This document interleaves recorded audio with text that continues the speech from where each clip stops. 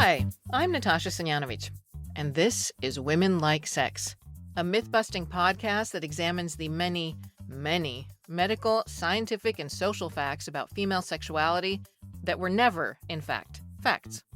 Especially the very modern-day belief that women don't like sex as much as men do. I'll be speaking with experts, educators, friends, comedians, and more across a spectrum of ages, genders, and cultures to flip the scripts on myths and misconceptions that have long been dictated by not women. Together, we'll replace so much inaccurate messaging with healthier, smarter, factual facts and get the sex ed we wished we'd gotten. So far in Women Like Sex, researchers and academics have peeled back the history and foundations of some of the most profound myths about female sexuality. How do these myths impact our lives, our relationships with ourselves and others? Jonynne is the first of my guests to share their personal perspective. We met at a reading of her literary work in Nashville, where she was born and raised. Not long after, she moved to Denmark. Jonynne is the kind of friend I wish for everyone. Sharp as hell, funny as hell, and it doesn't matter what topic you bring up, she's already thought deeply about it and has an eye-opening observation to add. This episode is a whittled-down portion of a conversation that actually lasted 3 hours, most of it before the microphones even came on. Jonynne talks about how she was taught the mechanics rather than emotions of sex as a kid, about how long it took her to value her pleasure above a man's, about being a black woman dating white men in the U.S., where she was once asked to slavery cosplay, and how she's thriving in her best ever relationship in Denmark, where she says women and the culture at large aren't held hostage by incels. Let's begin. Where did your sex ed come from? Was it family, friends, school? My mother, God bless her, had this box. It's the 70s, I guess early 80s. And I'm not sure if she curated the box. There was one little booklet that was like this, like, I want to say age appropriate sex thing that my mom was just like, hey, I have some materials for you. There were a box of tampons, there were boxes of panty liners and pads, and this little booklet, I think by Tampax. Our bodies ourselves was also in this box. It's like our bodies ourselves is this thick. To this day, I've never read the entire thing. So my mom she's like, you need to read this first. We're going to talk about this. I think you need to look at this at a later time. And I'm like, the fuck? So I read the first one and I'm horrified. Just the mechanics of sex was just like, what the I read this is what happens, and I just kind of interpolate that my parents had done that at some point. I'm like, ew. So my mom wants to go over and quiz me on the material, and I'm like, okay, that's crazy. What does she teach? English professor, literature and writing. It was my mother's job. Absolutely. My father had nothing to do with that shit. He was a Methodist pastor, right? Methodist pastor, yes. My dad wanted nothing to do with it. Absolutely wanted, just. There was a lot of mechanics of it, but none of the other parts. When you say the other parts? In terms of how I felt about it and how I would feel in my body, that was never covered. I did have one of my favorite aunts that I talked to about that. And what I loved about her, the best advice I've ever been given, and it works to even this day, in terms of sex, when you can say it out loud and you can actually verbalize it and you know exactly what that is and are fully aware of the consent, go ahead. If you can't say it out loud, it's not for you. That is the wisest thing I have ever heard in my life. Did either of them talk about joy and happiness? That aunt did. She talked about joy. My mother, not at all. My mother, for the most part, I believe that she firmly believed it was like a duty. I don't know if I didn't have my aunt, if I would know that it's something that I would choose for myself, that I could choose for myself, that it could be something that I want. I think as I got older and we talked about it, like when I was in my 20s and, something like that, my mom would talk about that. But earlier than that, no. But also was the understanding is that I would never do that and then I should be married immediately, whatever the hell that was. You don't want the sexy time for the sexy time itself. Oh, not at all. That's for grandchildren. Which is something that the church has instilled. And it absolutely has. I honestly, it took me probably well into my 40s to truly and really have sex for myself. Like, in a way that I believe, at least in the back of my head, that men have always done it for their own pleasure. There is like this like little part of me that would always be like, oh well, I'm pleasing my partner, or I should be there for my partner, or da da da da da. But not just for like, I just, sometimes I just need some rocks getting off. Like that's what needs to happen. Easily into my 40s when I could just, it was just an expression of joy. And also because I had fertility issues in my 30s. So like that just for a while there, it was just work. And it was awful. I think I probably would say the same, even though, I mean, I started having sex, intercourse and sex, and something I've been working is really to separate the two. We're so penis centric in our definition of sex. So I started having sex at a young age in my teens, just about 16. And we've talked about this before. Like I was quote unquote hypersexual. I never thought of myself that way. I just wanted sex a lot. That first boyfriend we were best friends. So it was great. We really grew up and grew into it together. But I was always the one who was like, I want to do it anytime, anywhere. As I got older, one night stands, 1 week stands were fine. I didn't have a lot of shameful baggage, but it wasn't like I had none. Yeah, like I wouldn't say that I had a lot of shame, but I would say that there was a twinge of shame. It wasn't like the suitcase set. It was at least a clutch worth of shame. A carry-on is too big. A clutch worth of shame. I didn't need wheels. I didn't need wheels amount of shame. Yeah. It had my shame essentials in it. The messaging that we grew up with was, you don't like it. It's just a given. You don't like it as much as men. So if you do, something's wrong.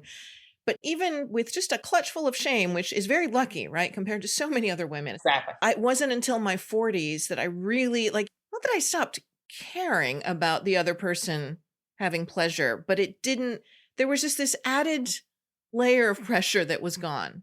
I would also say that I had not, until my 40s, I had not truly been vulnerable with a partner until my 40s. In that I did not really necessarily take the advice of my aunt. Wonderful advice, and so hard to live by.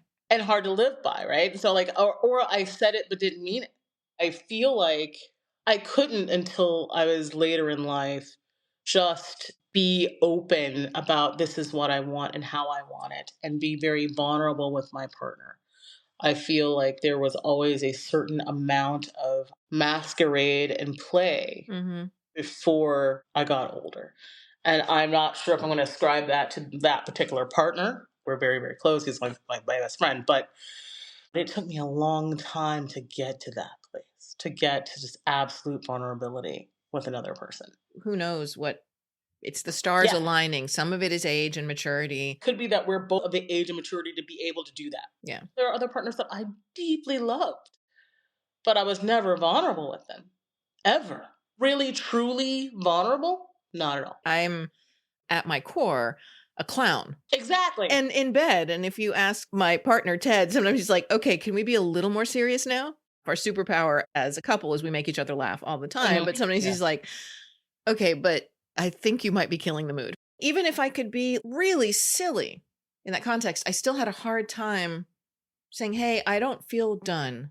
This isn't really what I want. Exactly. And this despite being, so I spoke to the author of Becoming Cliterate recently. I love the name. I love the name. I have the site cliterati.com. So at some point I'm going to do something with that. Fair enough.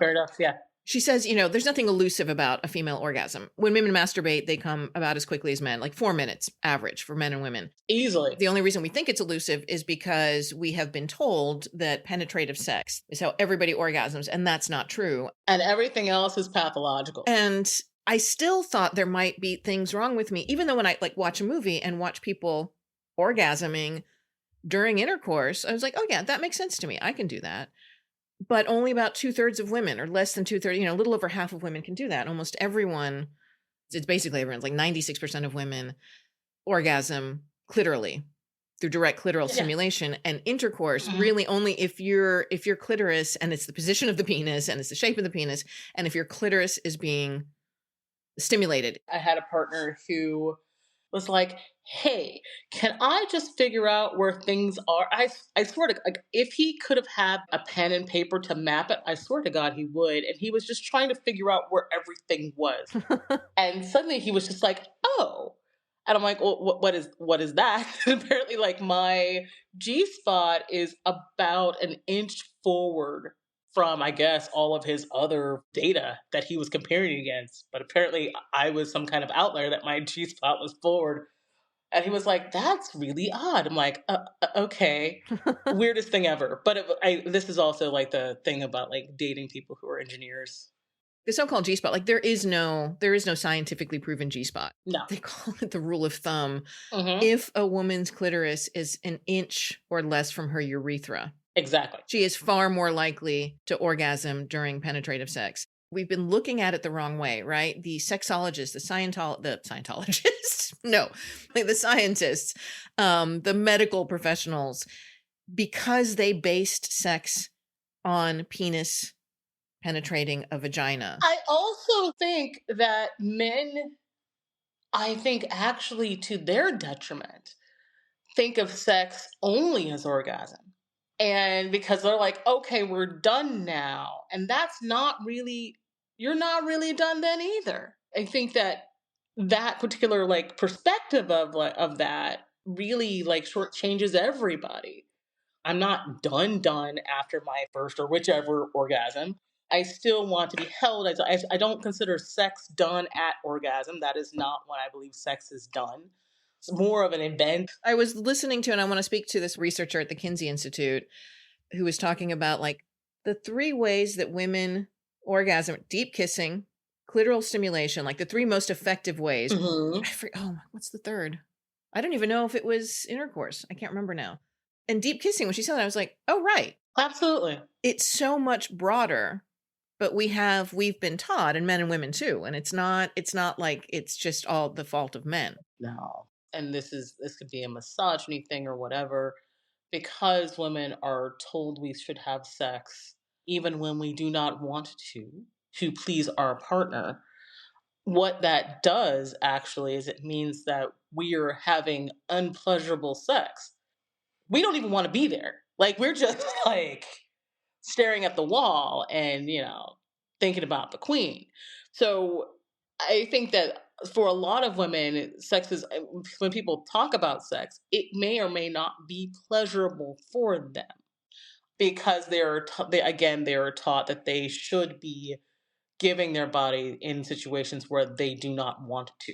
There's giving it in situations that you don't want to, and then also in ways that may not be that pleasurable for you without knowing, hey, this actually isn't. Like the majority, if it's not pleasurable for you, if it's not that pleasurable, if there's other things, you're not alone. If it's not pleasurable for you, you should feel empowered to say, "This is not pleasurable for me," Yeah. without it being about someone's ego. And I think that there's like the interplay between Yeah. gender politics and sex are so intertwined. You've got social issues, and you've also got how hard it is to be intimate with someone. Nobody wants to feel like they're wrong or bad at doing something, especially if you're trying to pleasure someone. But when you intertwine the gender politics, when you intertwine the lack of empowerment, the fact that it's not taught to girls, And past sexual violence, let's not forget that. just assume that every woman has been sexually harassed or worse. I went to Wellesley, so I went to like a women's school. We're all sitting there in a common room and we're all chit chatting. There's probably 20 or 30 of us just vibing. And someone asked, like, how many of us in this room haven't been sexually assaulted at some point? And not a hand went up. Not a single hand. It's so pervasive, and we don't understand the scope of it. I mean, women do, but as a society, we don't understand the scope of it. And that has to do with a lot of the same mixed messaging of what you're entitled to do or not do, what you're not entitled to do. Yeah. Women have historically not had agency over their own bodies. We are still fighting for it. And we see it's Yeah. 2 steps forward and then maybe 10 steps back. And the backlash that comes when women gain agency. And I am one of the reasons I want to do this project, because I am convinced that at the heart of gender inequity is sexual inequity. There's this little thing that I believe that men have that like because ultimately at the moment of their biggest vulnerability is them knowing that they've not satisfied their partner. They know that they haven't. When I was 42 or something, I can't remember. I briefly, well, too long considering how damaging he was as a person. But it was a long distance. I was still living in Italy. He was in the States. After intercourse, I was like, I'm not done. And I said, hey, joking. I was like, you know what you got to do. Which is fair. Yeah, that's a fair thing. It's like, let's make it funny. It was fun. I was relaxed. Like, you know what you have to do. And the next day, he was like, that was fine. That was fine that you did it then, like that once. But I don't like being told what to do. I'm sorry, what? The amount of men who would just like put a finger on top of my head and push it down. Yeah, no. Yeah, that's not, no. Absolutely not. If men got that finger, the pointed finger on the head treatment, how would they react? To go way back for a second, in terms of the first time you had sex, if you want to talk about how old you were. I had this boyfriend and he was older than me, like not much older than me. It was like, I was like 19 and he was like 25. But I did not in any way want to like give up my virginity to this man. I'm like, yo, because he thought I was much more worldly than I was and blah, blah, blah. And I thought it would just be weird. So I got my friend Don. I'm like, listen. Male or female? This dude named Don. And I'm like, listen, I need you. So I've not had sex with this guy before, but I also don't want to be a virgin when I have sex with him because then he's going to feel weird about it and I don't want to be weird about it. And Don's just like looking at me like this is the craziest request ever. He did do it, but he was just like, this is a crazy ass request. It was like, this is just, I need to just go through administratively, figure out what I like, and then I can go to my boyfriend. I hope you're okay with that. And he's a red-blooded 20-year-old guy. He's like, absolutely. And then I shook his hand after. Like, I remember, like, getting in a shower, changing clothes, and, like, shaking his hand afterwards, and he was just like, you were the craziest girl. You did me a solid. Thank you very much. I think that was a perfectly reasonable thing. It's a rehearsal, a condensed version of 10,000 hours. Exactly. Exactly. We've got, like, 10,000 seconds. I need the tutorial before I can go into the game. Fair enough. Exactly. I was the first person for 2 guys that I dated. Mm-hmm. Kind of felt like an honor. It felt like, yeah, I'm very glad to be your first, so that so that it's, and it wasn't like I'd just been having sex with my longtime boyfriend in high school, and then it was another boyfriend, and then it was some, in college. So it wasn't like I knew a ton, but I knew more, especially because the first time was we just kind of lay there. We didn't really know. We were shy about it. We were best friends, but we just didn't really know what to do. It was like, well, what do they do in movies? I guess they move. Like, oh, okay, that's something. Yeah. The way that we approach first times in sex is weird because it's the first time every time you have a first time with a partner. Like every partner is going to be different, and you're like, basically resetting like 0 days since like work accident. So you're resetting the clock.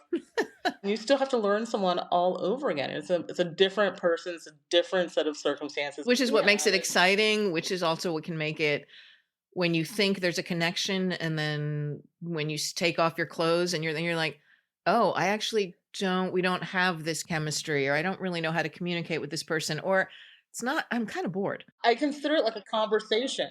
And like there are people that you can have that conversation with, and there are people that you just can't. Like I was like, what? This is like, have you not learned a step? And it's like, maybe you're good for someone else. It's not my dance. I don't know what you're doing. Yeah. I think every woman has had the like, what is happening?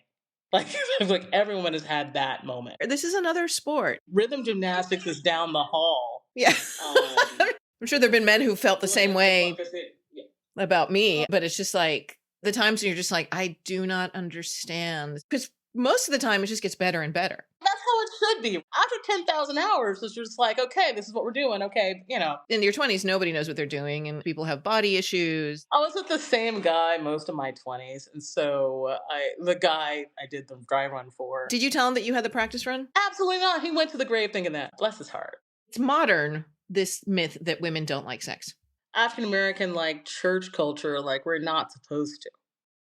I will tell you, after talking to my aunts, you would think that if they did not have an orgasm while they were having sex with their husbands, someone broke the goddamn law. Like, they would be pissed. I grew up with my aunts, and my aunts Like when I turned 21, I think they were like, okay, you're one of us. We can have like frank discussions now. These are the things I wish I knew when I was your age. And they just kind of just unloaded. And I was not ready. I was not ready at all. I did not, yeah, Jesus Christ. All of them would talk about that they enjoyed sex with their husbands. Some did not with their husbands. We're very, very, very honest and open about it. But I was always told that I like had the right to I had the right to enjoy it. Mm. I'm sharing my body with my partner, and if it takes swinging off a chandelier for you to do your thing, that's what you're gonna do. It's a team sport. You're putting your effort in. Although I do know plenty of church ladies who either didn't like sex or at least feigned not liking sex. There are people who genuinely don't like sex. But in my experience, they're with somebody that they actually don't like. And then when they do find another partner, Exactly. there were 3 women who told me that in the past few years. And then all 3 of them are now with somebody else and are like, I love sex. I'd forgotten how much I liked it. They weren't with a partner that they liked anymore.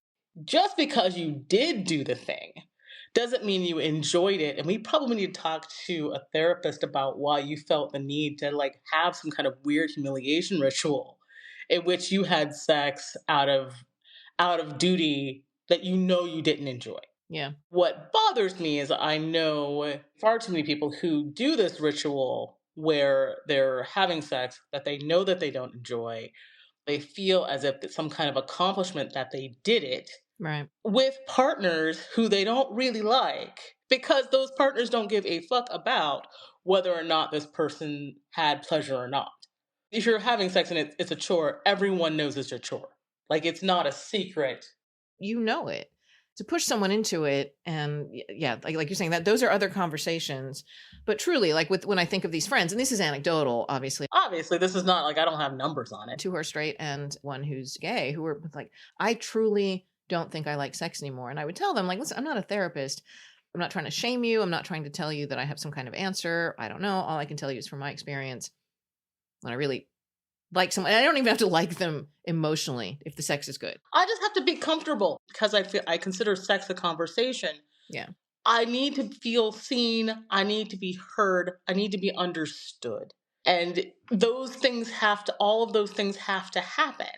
And if that's not happening, maybe you just don't enjoy the company of the person you're with. It doesn't have to be something traumatic. No. You've fallen out of love. You've fallen out of communication. Maybe it's time to either figure out how to regain something or say, this is done. And I think that's perfectly fine. I appreciate being with a partner that I can be like, not tonight. I really am not in the mental or emotional space. Particularly like in the last couple of years, because I've had like deaths in my family, etc. And I've just not been in the mental. Like I've just been grieving. Stuff happened, and we both had that happen. So I'm like, And you're still with, I won't say his name. Yeah. It's been 6 years now. 2018. So you have been together as long as Ted and I have been together. This is my longest relationship. Longest ever. After we finish talking, we're gonna go out. We have a picnic. We do this like urban picnic for dinner. We have a specific bench that we go to. Aww. Yeah, we get like a bottle of bubbly, and we like eat tapas meats and some olives and whatnot, and we just like watch the world go by, and they like go for a walk. It's a lovely, lovely, lovely thing. You were saying a little bit earlier before I turned on the mic, the toxicity that you feel specifically with regards to sexual violence, like a greater toxicity when you come back and visit the States. Yeah. And I don't have an answer because you were asking, is it worse than before? I'm going to put this in context in what Copenhagen is. Copenhagen has, in particular, like African women who are prostitutes. And I say that as an African American woman who, like, I will be out at a bar by myself, and some guy will come up to me and start talking to me, and then they realize that I'm American, and they're like, my bad, I came under the wrong pretenses.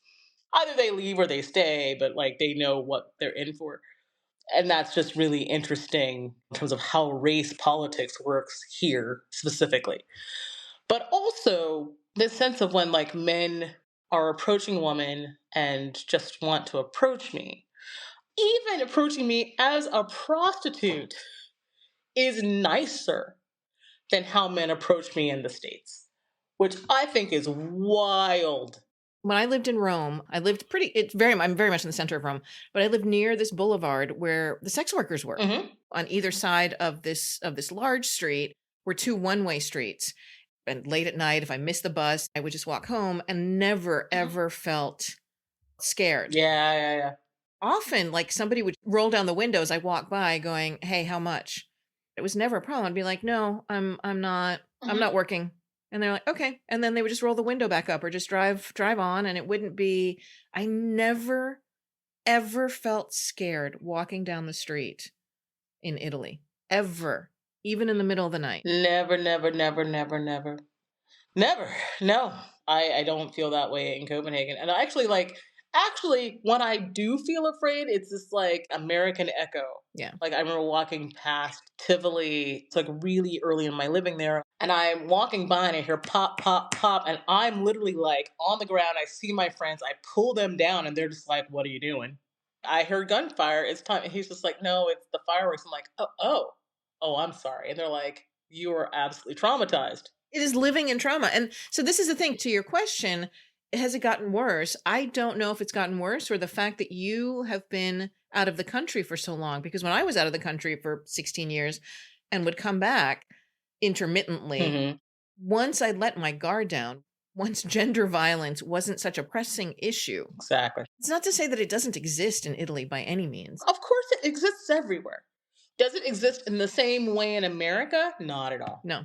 I feel like it's America and then the rest of the world, especially like Mm, the so-called developed world, yeah. which pains my heart to say because doing the work I do is like we're not developed. No. I saw stats years ago that was like in the US, you are 16 times more likely to be sexually assaulted than in Italy. I think it was like the FBI or it was government statistics that I saw. And I started telling friends, they Yeah. were like, no, Italians just don't understand and they underreport. I was like, no. Living with Danish women, I have watched interactions in bars where women are like, "What the fuck are you talking about?" Like, just like, are you saying some crazy insult thing in a way that like American when we would feel, "Oh my god, I'm in a conversation hostage situation." Danish women will actually stop and go, "We can stop. I'm out." Hmm. Hmm. There's no need to be polite about it. And it's not that they're genetically different than us. No, you can absolutely just cut that shit off and walk away. And you're not an evil woman for having done that.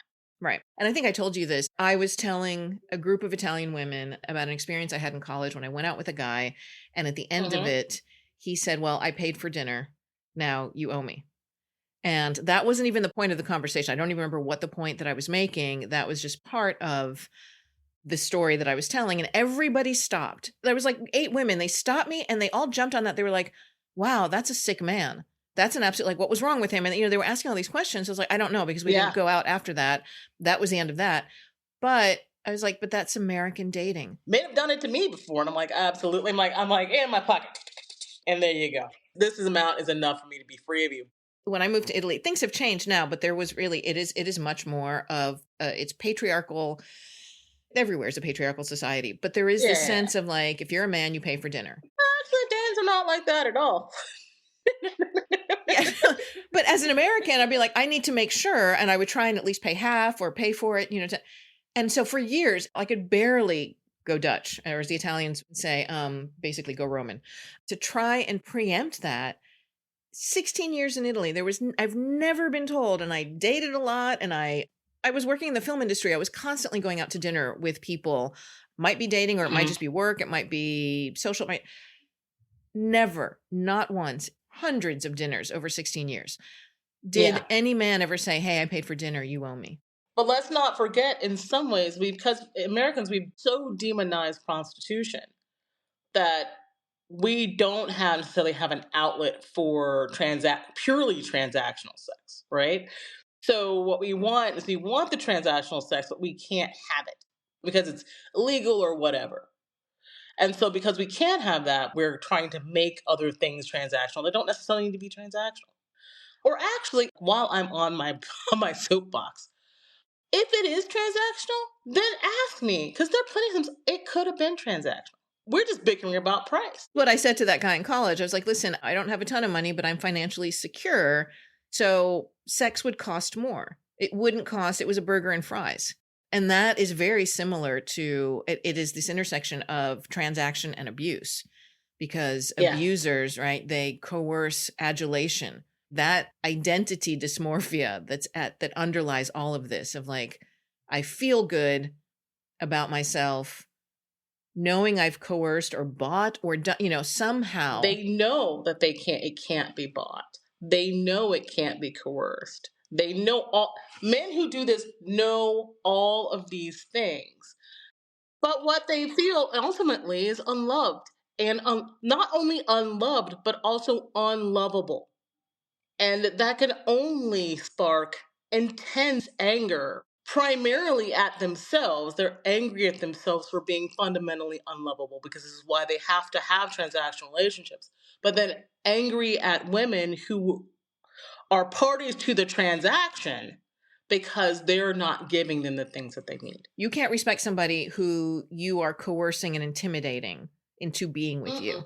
that you are or buying into being with you. But in the honest truth of the matter is they're trying to coerce that relationship.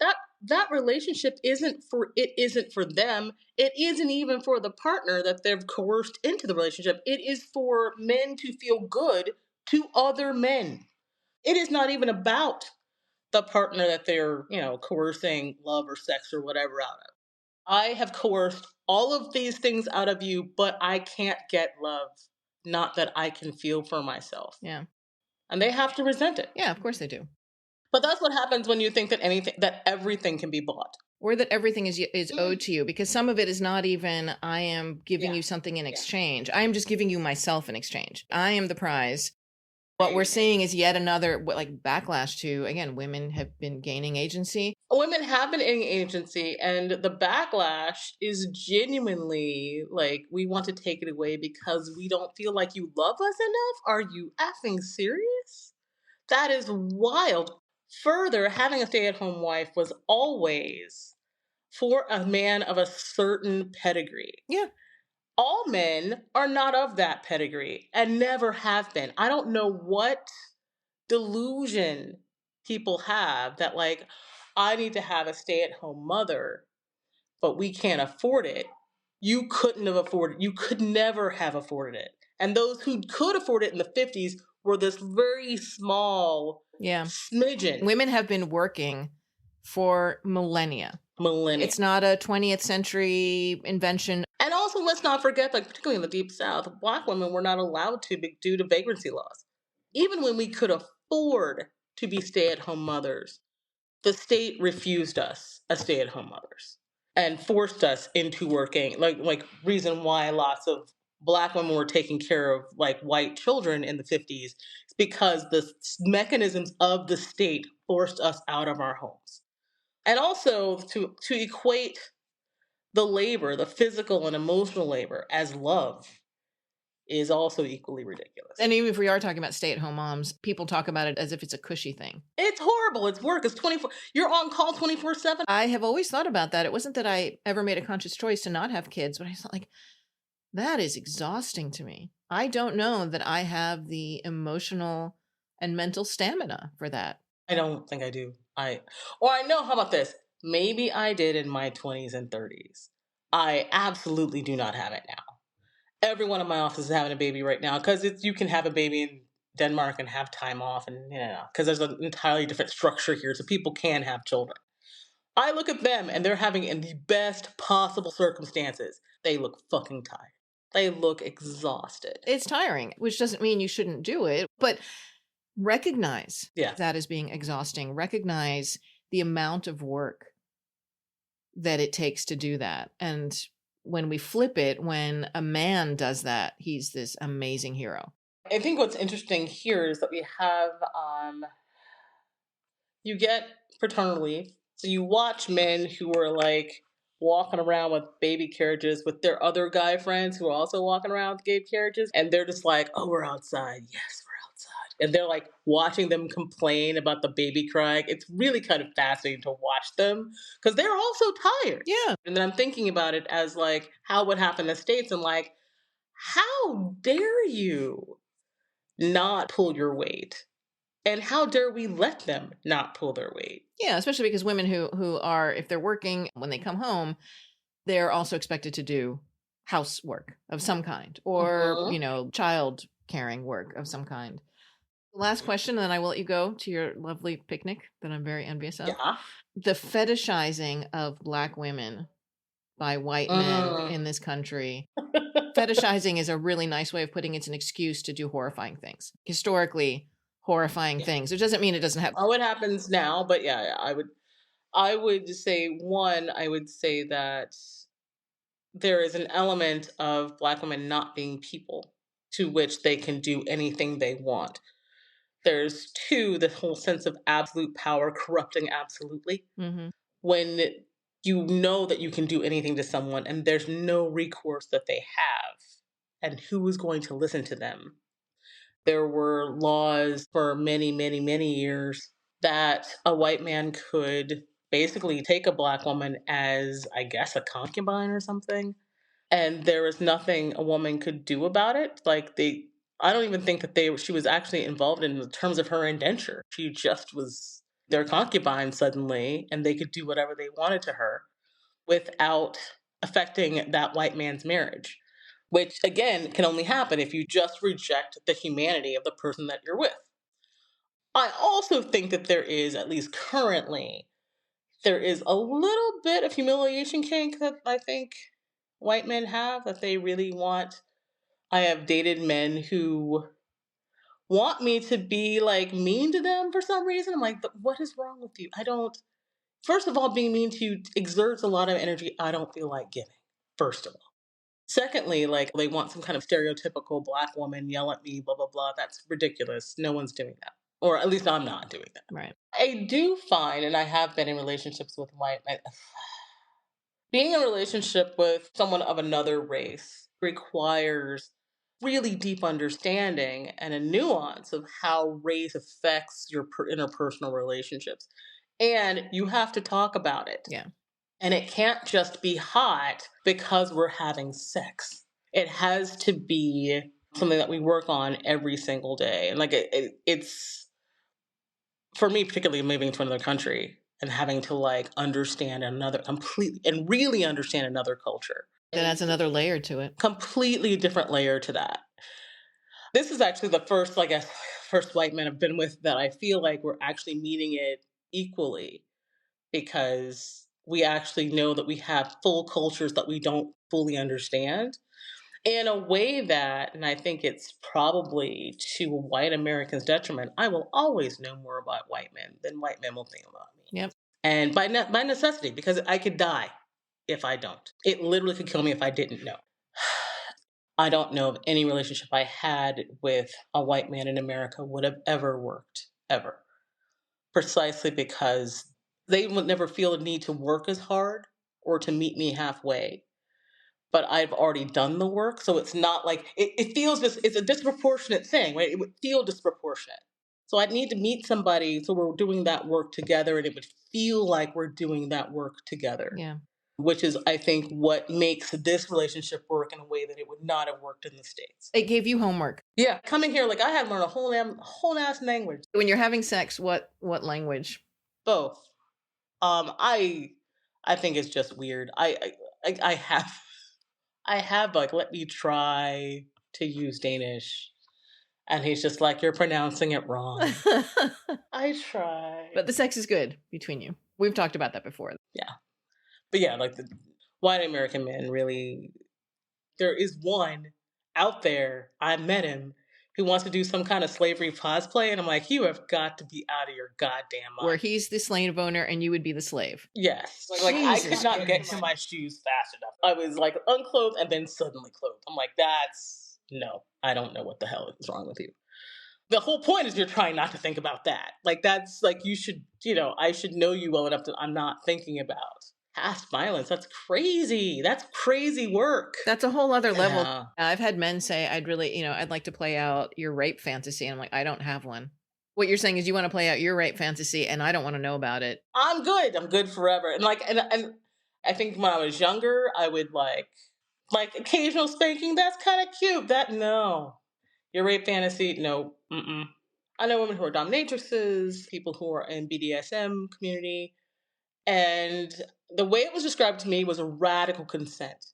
That you radically consent to right. these actions, and you have to check in. I think that's a beautiful thing.